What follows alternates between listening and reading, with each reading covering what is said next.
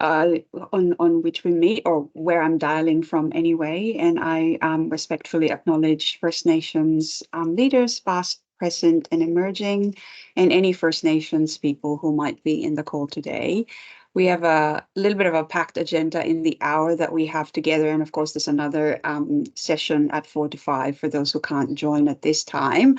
But as we start, I would just like to make a call out for anyone who might be new that people would like to introduce to the group since we last met, I think in December last year. So are there any newcomers we'd like to introduce to the group? Yes. Go ahead, Can you please. hear me? Yes. Hi. Kate, Hi. we can hear you. Yeah. Lovely. I'm Kate Evans. I'm new to the Specialist Behaviour Support team. I arrived mid-December, so I'm nearly up to 3 months. Welcome. And thank you so much. Yeah, very busy. Continuing the caseload that I brought across from Windaring, my previous employer, and I've also been receiving 4 or 5 new referrals in the Central Highlands. So very exciting to be representing Yooralla in and around Bendigo, Kyneton, Castlemaine, Dalesford, everywhere. It's fantastic. Great. Welcome, Kate. What's the size of your caseload that you brought across? I bought 14. Okay. Wow. And I'm currently at 18, which I've decided is my 0.8 EFT capacity, and I've got 1 on a wait list. Fantastic. Thank you. I can see Megan Slattery's hand as well. Megan?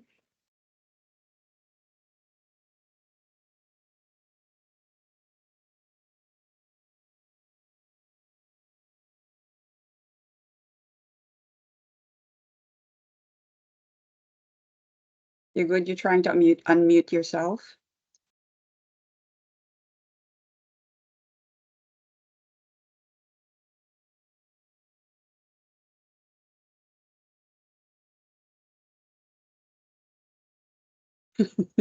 I think I know who you're going to introduce. Do you want me to do it on your behalf? And they raised their hand before. Moses, can I call on you while Megan's trying to unmute? Sure.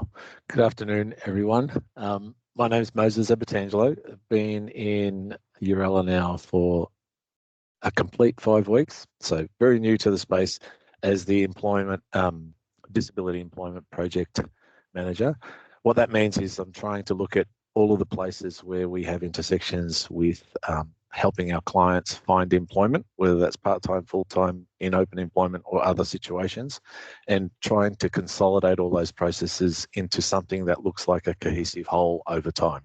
So you'll hear a lot more from me over time, and I'm likely to start every conversation with employment, employment, employment. So let me encourage you to start thinking about employment, and you'll hear from me a little later.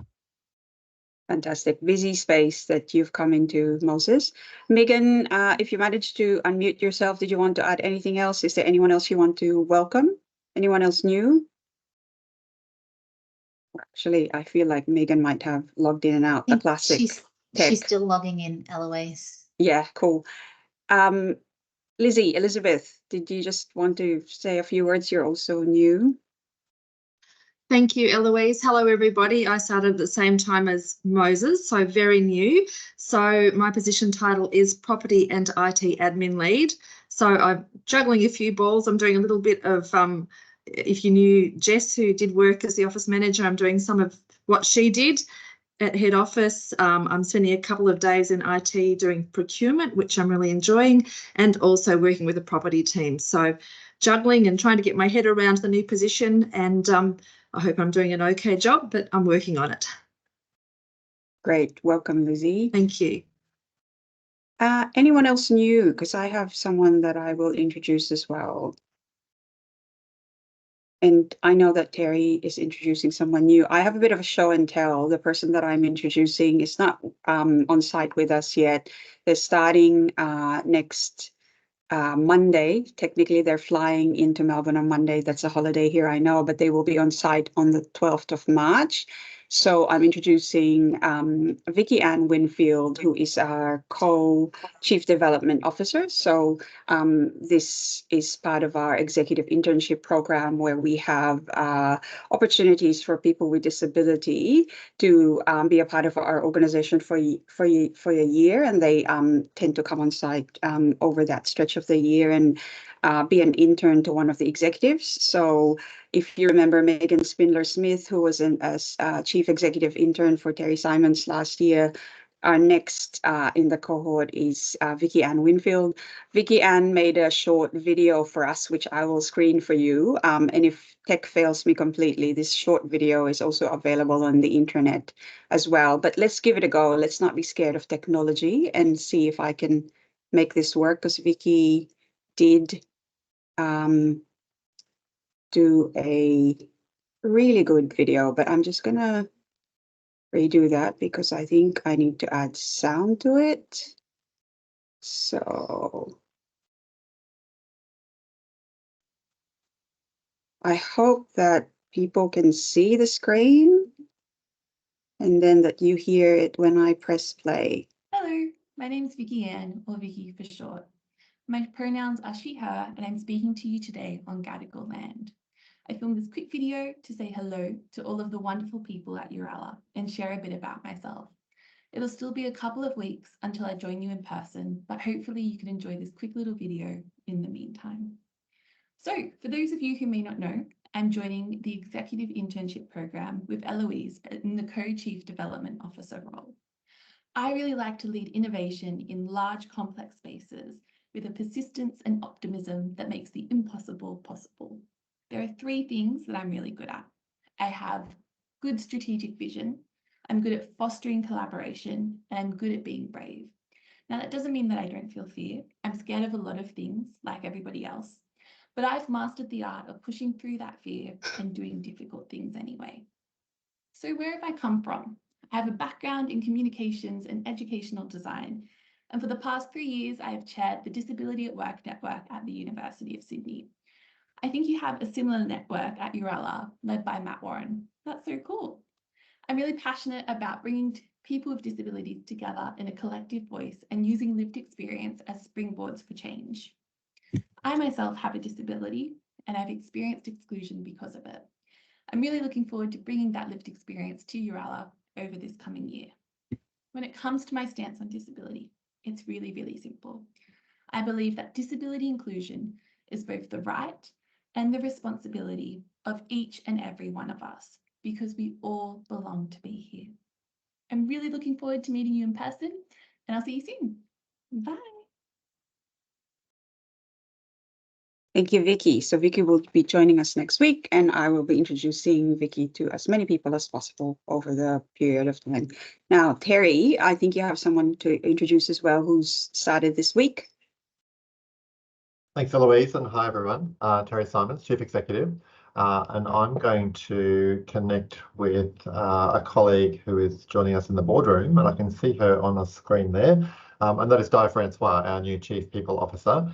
So I'd like to welcome Di, and Di has a really important role in the organisation, and I might, if I can, just throw Di a few questions by way of a little fireside chat and ask Di to talk a bit about herself. So hello, Di, can you hear me okay? Boardroom's on mute, I think. Can you hear me now? I can. Hi, Di. And pretty soon, I think the camera might even kick in so we can see a bigger shot of you.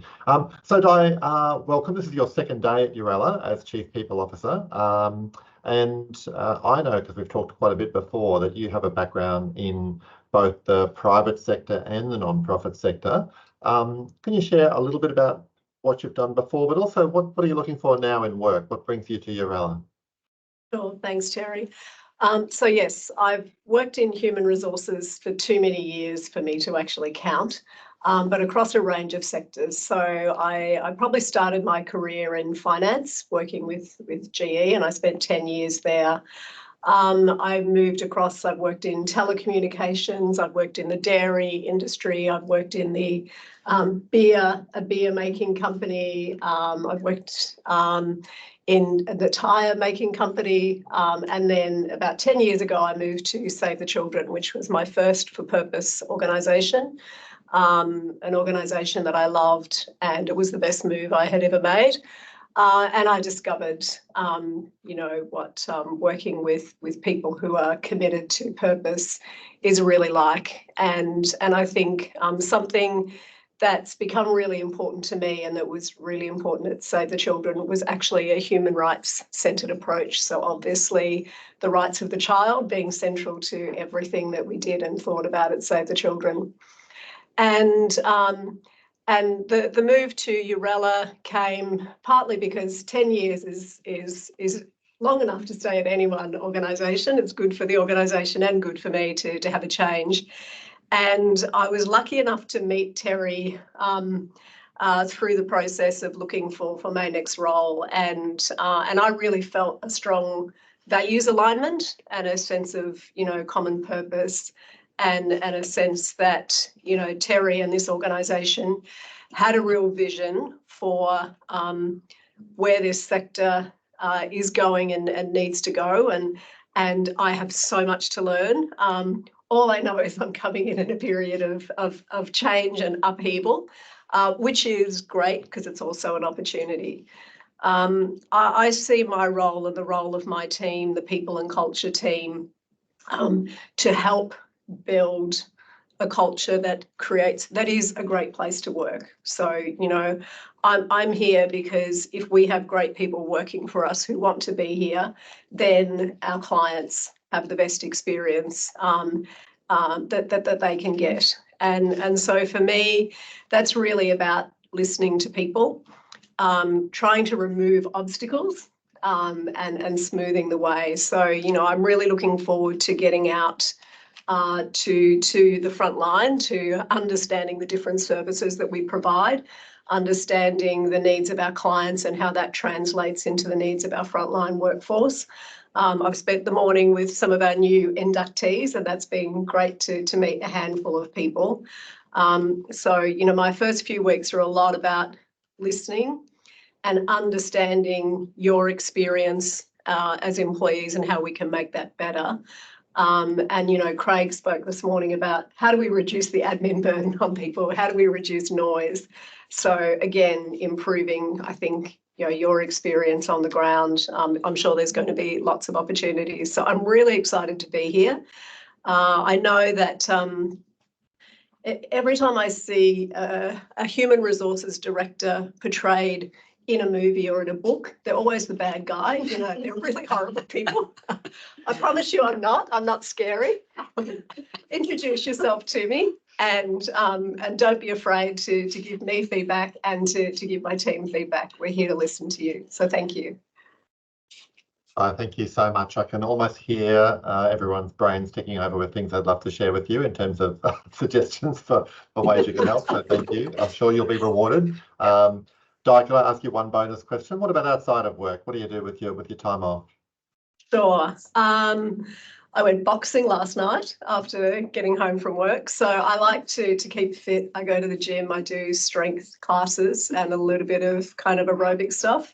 I'm a very bad golfer, but I'm determined to I'm not going to say master it.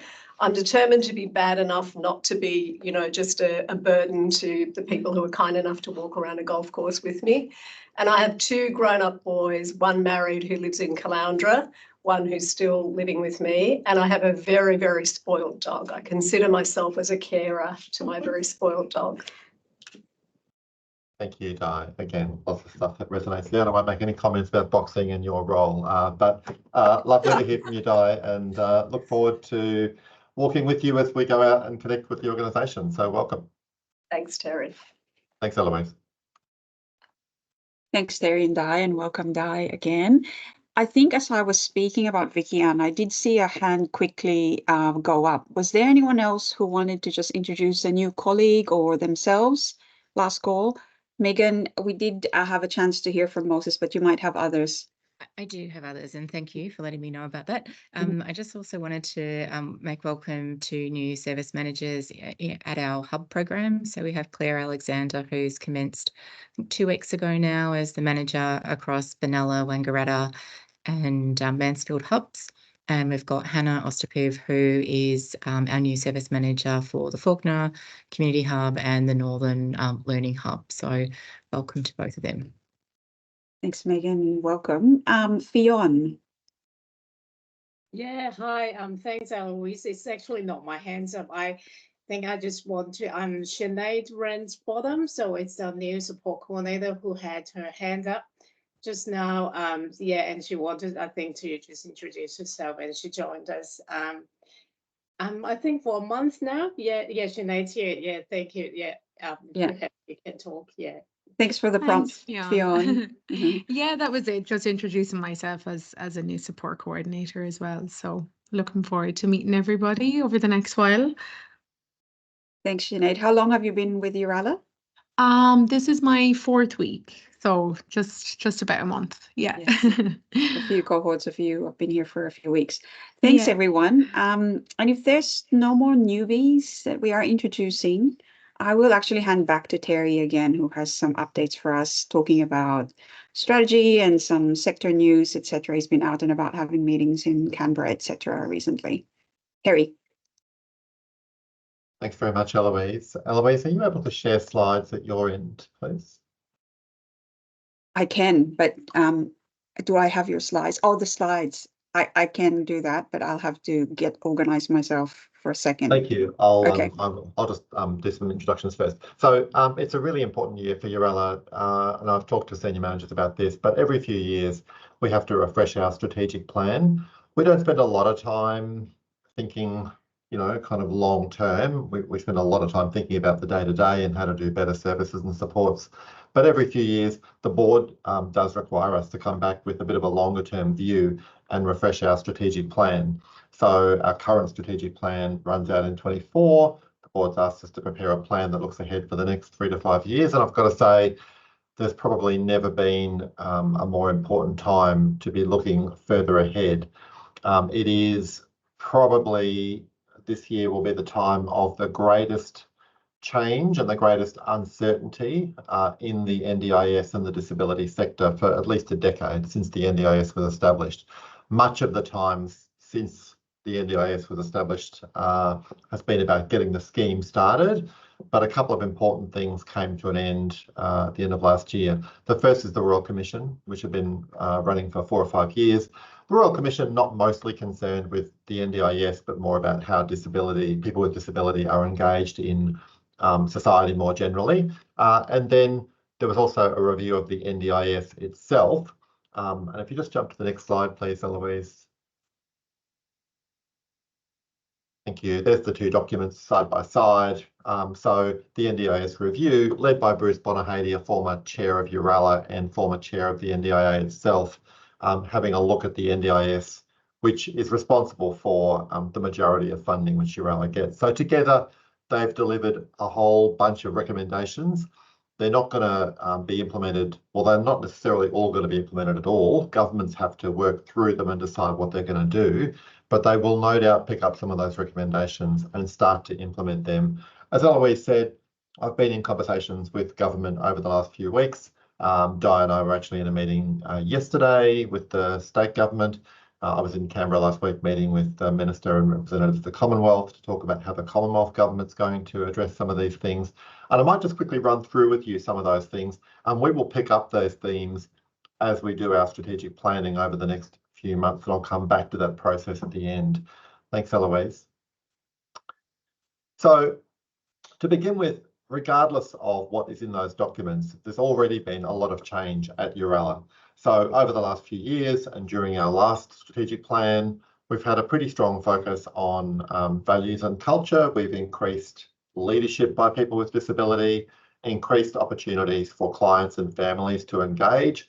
We've expanded the range of services that we provide. And Moses earlier on in his introduction talked about employment. That's one example, and I'll come back to employment. But pretty much all of our services have started to evolve fairly quickly. And we've started to think about our workforce, how we can, especially post-pandemic and post-COVID, think about ways to get people into the organisation and develop leadership as well. Thanks, Eloise. But some of the recommendations from the NDIS review in particular will make important changes to the way people interact with support providers like Yooralla. So the first one is about people, how people get into the scheme itself. So whatever the current channels, in future, they are going to be connected to what's called a navigator. It's a role that doesn't exist at the moment, but it will gradually replace local area coordinators, and eventually replace also support coordinators, psychosocial recovery coaches, etc. It's intended to be both a front door and a bit of a case manager for people who get onto the scheme. As I said, it doesn't exist at the moment, and I don't want anyone to be concerned about any of these recommendations. There's no danger of overnight implementation. So there's plenty of work to do for everyone we've got now, and plenty of great work being done by support coordinators and others. But over the next couple of years, we do expect some changes to some of that space. So that will mean that people, before they connect to organisations like Yooralla to get supports, are going to get some pretty strong advice and maybe alternative suggestions about where to go for their support to help meet their needs in terms of employment, daily living activities, accommodation, etc. Thanks, Eloise. I mentioned employment. Moses talked about it earlier on. There's a growing expectation that people with disabilities of working age will get more opportunities to work. Unfortunately, throughout the whole 10 years of the NDIS, there's been almost no change in the employment gap for people with disabilities. That is the employment rate for people with disabilities compared to the employment rate for adults without disabilities. And so something has to change here. There's a significant unmet need in the NDIS. Lots and lots of clients have got goals related to employment. They might even have funding in their plans for employment support, but they don't necessarily have jobs and they aren't necessarily getting the support they need. That's a gap that I think we can help to fill. And so we do propose to expand our employment options to help meet unmet demand amongst people with disability for employment supports. Thanks, Eloise. Home and living. So we have about 400 clients currently who reside in various accommodation with support from Yooralla. Yooralla is also a landlord for a small number of properties, and both the Royal Commission and the NDIS review have found that ideally providers should be either a landlord or a support provider, but not both in the same property. And so we will, over time, look to transfer our landlord role to other professional housing providers, and we will focus on support provision. That's not a cause for alarm for anyone living in a Yooralla house at the moment. It's not going to happen overnight, and we'll make sure the partners we get are at least as good, possibly better than we are at being landlords in terms of property maintenance, etc.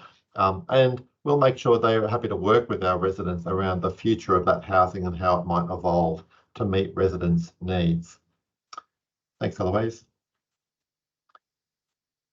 Finally, there was a lot of commentary, particularly in the NDIS review, about children. The single fastest growing group of participants for the NDIS itself is children with firstly developmental delays and then autism-related behaviours or diagnoses. And the finding of the review is that those children and their families are coming to the NDIS without necessarily having alternatives in place in schools and early childhood settings that might provide equally effective or more effective therapies or supports for those children and families, and might mean they don't need an NDIS plan if there are other foundational supports in place. It's not only about children, they're also thinking here about the healthcare system, workplaces, anywhere that people with disabilities need a certain level of support for inclusion. but hopefully without everybody needing to come to the NDIS and get a plan. And that's what's meant by foundational supports, rebuilding supports outside the NDIS for people with disabilities. It's a great idea. There's no doubt that supports outside the NDIS have gone backwards over the last few years since the scheme was established. So it's a great idea to rebuild them, but no one knows for sure exactly what this will mean. It's very early days. Over the next 2 years, both state and Commonwealth governments will be starting to expand those services. And there are examples we already have, and the examples I've talked about, certainly with representatives of government, include our kindergarten inclusion scheme and our inclusion support program, where our staff, many of them former educators or therapists or other staff, provide fantastic supports to mainstream early childhood settings to meet the needs of children in rooms, for example, who otherwise or maybe already are in the NDIS. But those programs, the KISS program and the ISP program, are not NDIS programs. So they are examples of supports for people with disabilities outside the NDIS, and we can expect those to be expanded and a lot more things like that over the next few years. And it's pretty hard to argue with that. So we look forward to being part of that as well. So I'm trying to give you a flavour for the range of things that will change for people with disabilities as the review recommendations come through. Back to Yooralla, outside the review, we also have challenges in shared services. So as the NDIS has expanded, we've had a lot of shortcomings exposed in our back office systems. I mentioned before the conversation she had with Craig about administrative burden. We hear that feedback a lot from our staff. So we will start to make investments over the next couple of years to overhaul our back office systems and try to make them easier to work with, not just for frontline staff, but for staff across ICT, human resources, finance, the quality teams, etc., in head office as well. And that will make everyone, hopefully make everyone's day job a bit easier and allow us all to focus more on providing great supports rather than workarounds for systems that aren't quite ideal. So that's a bit of a run through of some of the things that are on our plate in terms of longer term planning. The board will work closely with us to develop responses to each of those issues. I'll just put a call out and say that if any of you have a particular interest in some of those areas and would like to get involved in the strategy process itself, there's plenty of work to do. It might involve researching some of those areas. It might involve collecting some data. It might involve sitting in groups and helping us work through potential solutions. Please feel free to reach out to myself or Eloise and we'll be in touch. Otherwise, we'll definitely keep you informed through forums like this. So Eloise, that's my brief overview of what's ahead of us in terms of strategic planning. Thank you, Terry. Are there any questions or comments for Terry? We have a bit of time for this, if anyone wanted to start us on a good discussion. I can see, I think that's Fleur's hand up. Fleur, welcome. Yeah, thank you. Terry, just wanted to know, does that mean, because the NDIS navigators are going to be coming in, does that essentially mean that support coordinators, plan managers and all of those are going to become redundant? I wouldn't say redundant, so thanks for the question. So the review recommends that navigators eventually pick up the work that those roles are currently doing. The current scheme that has local area coordinators, plan managers, support coordinators, each of them playing different roles. The idea is they eventually are absorbed into the navigator role. Again, I kind of get that theory, but we are a long way from knowing whether that's realistic or not. And I wouldn't say, certainly I wouldn't say the work of our support coordinators is at all redundant. They do an excellent job, as you know, of supporting clients to navigate the system and make decisions. And so we'll wait and see whether the navigators pick that up. The recommendations of the review, a bit like the recommendations around housing, are that if you're a support provider, you should focus on support provision and let someone else do the navigation. Again, I get that theory, but our support coordinators have a lot of great work to do right now inside the organisation. So as the navigators stand up and things become clearer, we'll probably get clearer then about how to transition work across, and it may well be that existing support coordinators in services have the same work to do in another organisation or another sort of another framework, if you like, but doing the same work. We just don't know that level of detail yet. And after my conversations with government last week, I'm pretty sure this is some while away before things are clear. So that what you've outlined is the theory. The practice, I think, will take a fair bit of time to kind of emerge. Thanks. Thanks, Fleur. Any other questions or comments?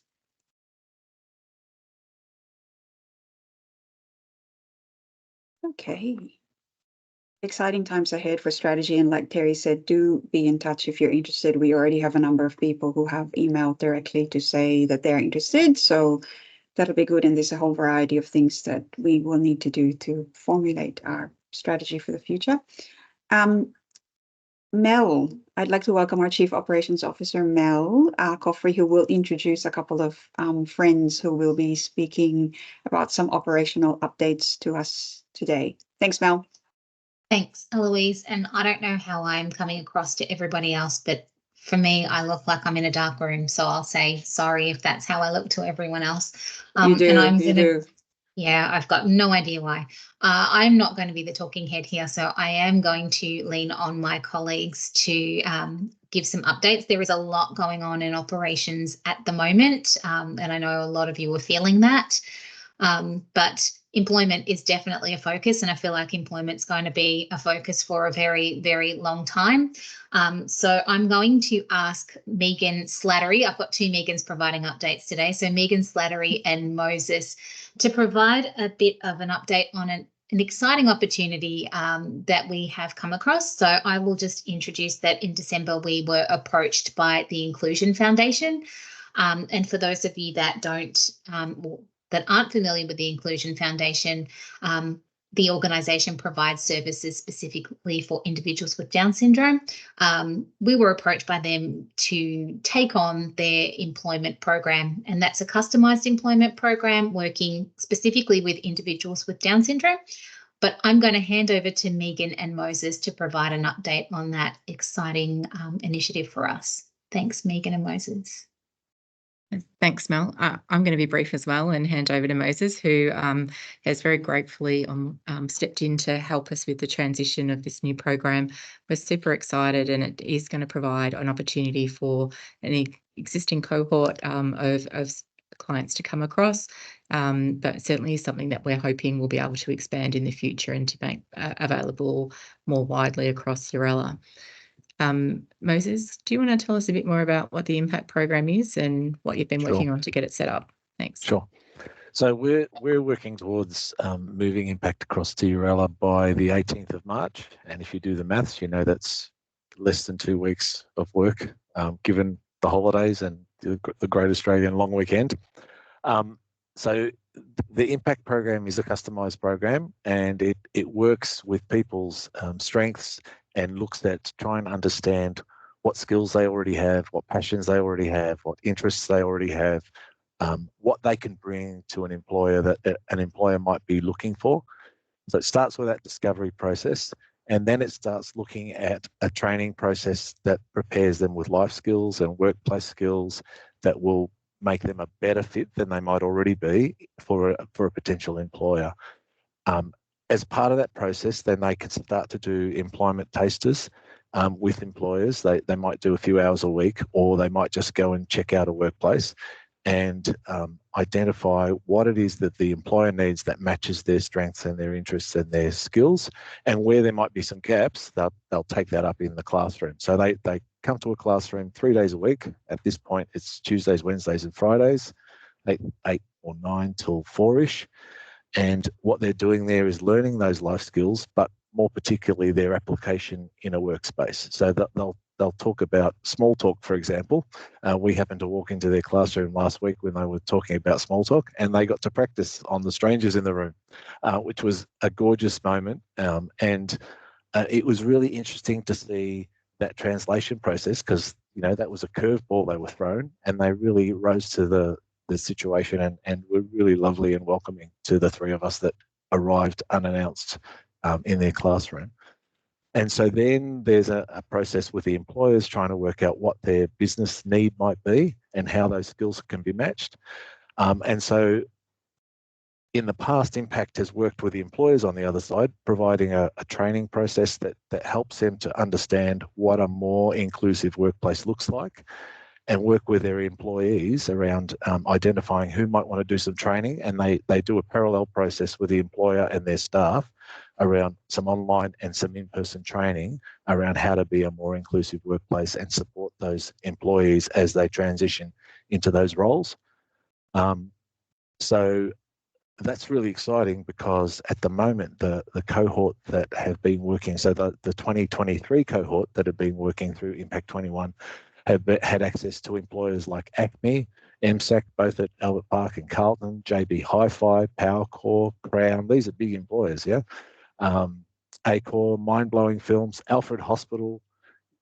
Even here at Yooralla, we've got one of their employees now coming on board, Virgin Airlines and Globe International. And what that means is it creates those relationships and those opportunities are now available to all Yooralla clients, which is why I said, think about employment goals for your clients, because the opportunities and the breadth of options that might be available to people will only grow over the next little while. So they're going to be starting with us on the 19th of March. We've set them up for the time being in the large meeting room south. So thank you very much to all the people that so graciously and flexibly moved all of their pre-existing arrangements and moved them elsewhere. I really appreciate the support and the flexibility. So if you see them around, say hi, ask them what they're doing, introduce yourself, tell them what you do, and let's make them very welcome as part of the Yooralla ongoing growing family. And then we're going to use some of the processes in terms of how they engage with employers, and the processes that they engage with around training employers, and providing that support for employers as part of our ongoing customised employment program more broadly across Yooralla. So if we've got time, happy to take some questions. Otherwise, happy to move on.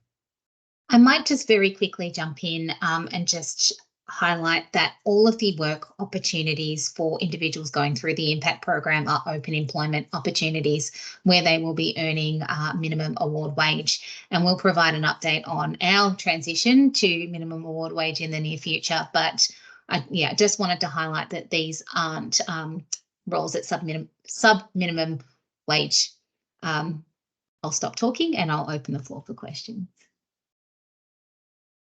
Any questions for Megan, Mel, Moses? How many clients are we talking about, Moses, that are joining us? 7 or 8. There's a couple in negotiation still, so we might get up to 10. We're not 100% sure, but it's looking like 7 or 8 at the moment. Yeah. And I'm going to put in a shameless plug. If anybody has an individual that is keen to participate in the program, please reach out to Megan and Moses, because we are very excited and very willing to grow. Kate, I see your hand up.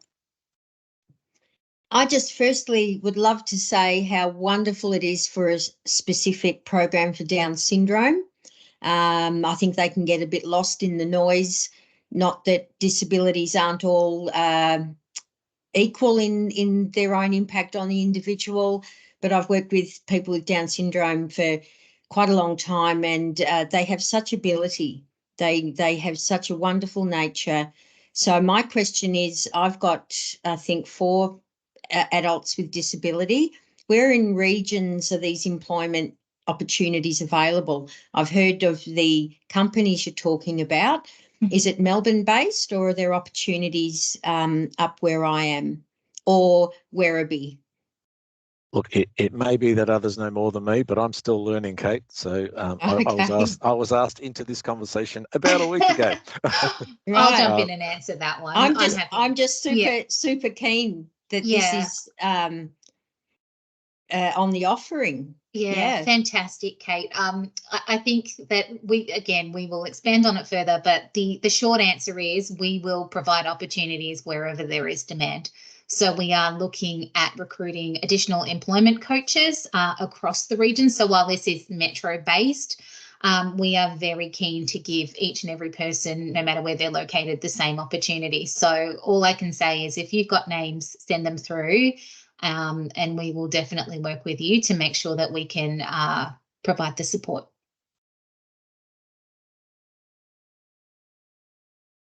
Great. Any other questions or comments?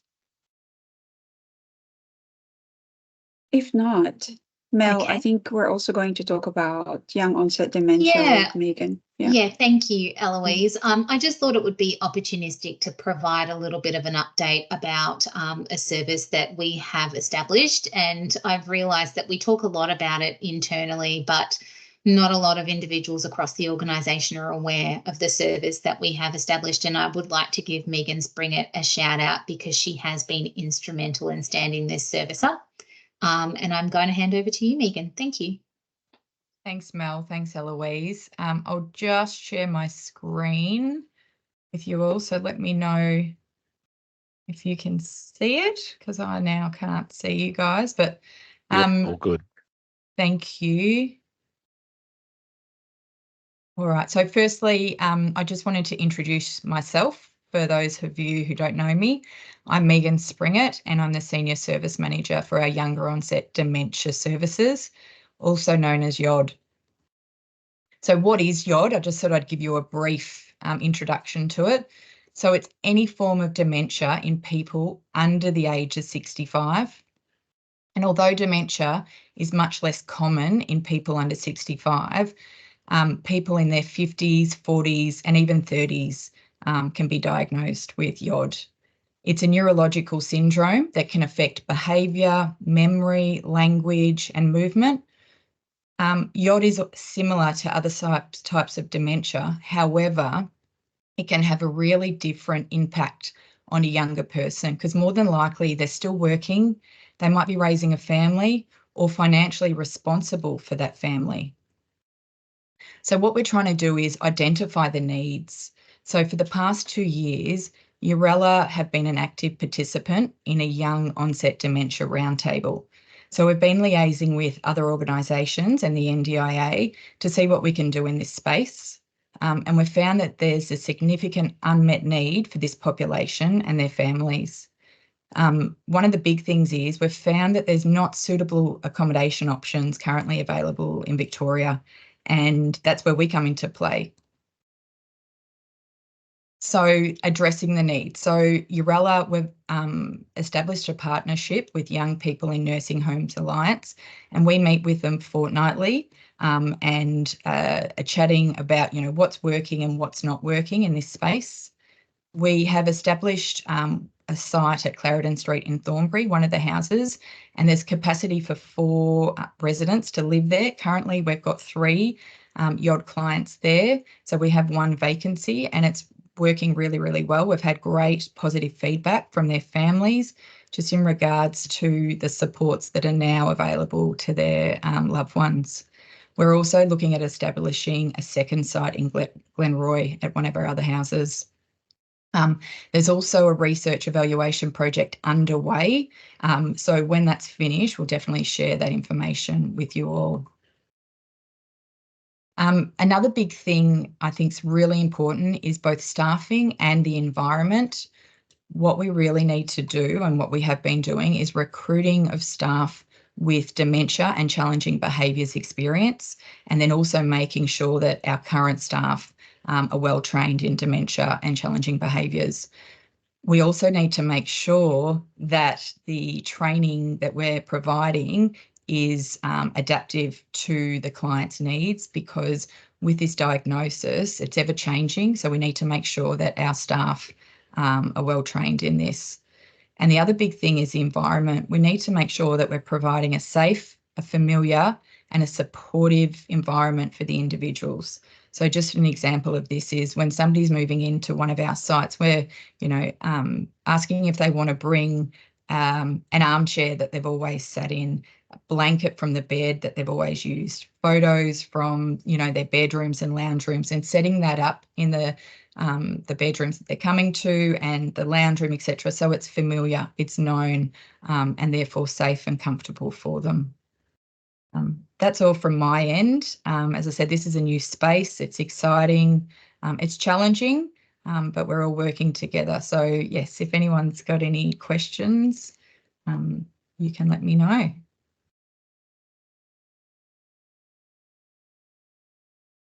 Thanks, Megan. And we know how passionate you are about this work, and you've been there from the start.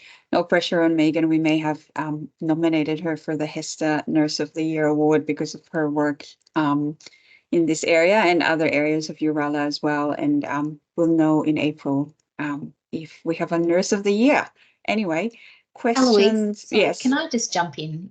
Sure. Because I think Megan and the team are very, very modest in their achievements. And I wanted to highlight something that, we would probably take for granted on any given day, but something that a family member provided as feedback that really stood out. And that was their loved one moved into the home and very rarely spoke. It was one word here and there and not necessarily in context. And the feedback that I have received is that, within a few weeks of settling in, the individual was speaking in very short sentences, but short sentences nonetheless and in context. And that is something that they hadn't experienced for a really long time. And so I guess it's just a testament to the staff and their commitment and, the work that they're doing at that service to make sure that they're, not only providing a homely environment, but also providing an environment that, will help the individual to feel comfortable and settled and progress in whatever way that they can. Thanks, Mel. Any questions for Megan or, younger onset dementia program? Kate. You're hitting a lot of my buttons today. I have a younger person with dementia as a client, and they also have Down syndrome. And at this current time, I'm doing research in regard to the likelihood being 3 times more likely a person with Down syndrome has dementia, and that it really is becoming a very obvious field to be noticed not only by the NDIS but the aged care, and they're so susceptible to it to get onset dementia. But my question is, in your houses, would a person need to have their dementia registered as a disability with the NDIS? Because that took 2 years for us to get this person registered with the NDIS to get the funding for us to look for appropriate housing for this person, because we don't feel a SIL is suitable nor an aged care. So you're right in that niche market of exactly what these people need. So do they need to have the registered dementia disability? I might jump in there. Thanks, Mel. Yeah, so if the person has an NDIS plan or has funding, then we can actually work with them to get whatever they need in their plan. So there is a team at the NDIA that we're working with. I'll be really honest and say the NDIA probably doesn't have the level of understanding that's required yet, but that's why we've partnered with the Young People in Nursing Homes Alliance as well to provide that connection and the education that's required. So I would say that as long as they've got the funding in their plan, we can work towards having the diagnosis of dementia recognised and the supports that they require funded. Yeah, they were very difficult with us stating that it was just natural aging for a person with an intellectual disability. Yeah. And we had to say, no, they have the right to also have dementia. Absolutely. Not just a deteriorating intellectual disability, but yeah, that's really hit home for me at the moment, trying to find an appropriate place for my person who's 56. Yeah. So happy to have a chat offline, Kate, and see what we can do. Great. Thanks, Mel. You're going to get a gold star from me, Kate. Any other questions? Any other questions before I call on Brett, who is Brett Cooper was our acting Executive Director of People and Culture, and is here through DICE transition. But he is going to talk to us about the Gender Equality Scorecard and where Yooralla stands on that. Brett, welcome. Thank you, Eloise, and nice to see everyone today. Some really nice news from a lot of you, so well done to everyone. I'll just give a quick update on the Workplace Gender Equality Agency. They came out last week with their scorecard that basically happens every year. Essentially, what this agency looks at is determining the gender pay gap across the board in Australia. And they do this by looking at an annual census for employers with anywhere over 100 employees for each organisation. So the whole reason for it is to try to help organisations understand where they sit and address any pay gaps that may be there based on gender. So they put a range in place. They look for parity, of course, so no gap, but they put a range of around about 5%. So they're looking for organisations to be within that range. There is a lot of work that needs to be done in Australia overall, is probably the big headline from the work that they do.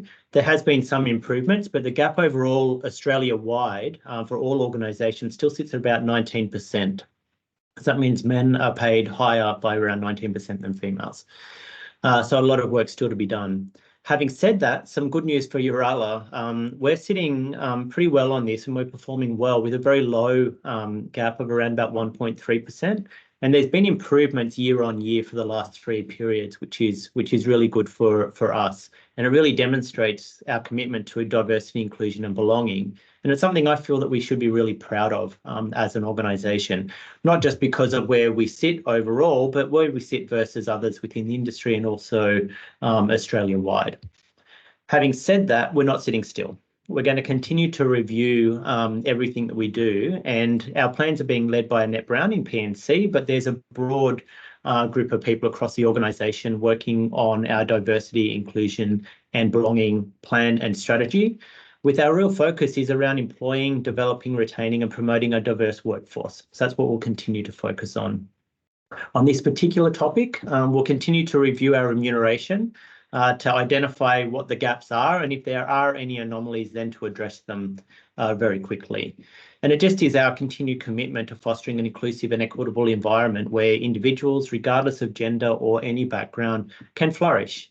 And I think it's something for Yooralla that we can be really proud of, and we'll continue that work into the future. So it's a nice story, especially in line with International Women's Day, which is on Friday this week, and where we sit, and it's a good celebration for Yooralla overall. So unless there's any questions, I'll hand back to you, Eloise. Thanks, Brett. Any questions or comments, not just for Brett, but for Terry, for example, our executive on wage parity, etc.? Well, we are very good on time today. We have 6 minutes. I'll make a last call out. Is there anyone who wants to make a shout out for any individual or team who they might have experienced, witnessed in the recent period of time exhibit any one of our values, or just a shout out to say, I was really helped by this person or team, or great work for this particular person or team? We have few minutes if there's anyone with a burning shout out that they want to do for any of our colleagues.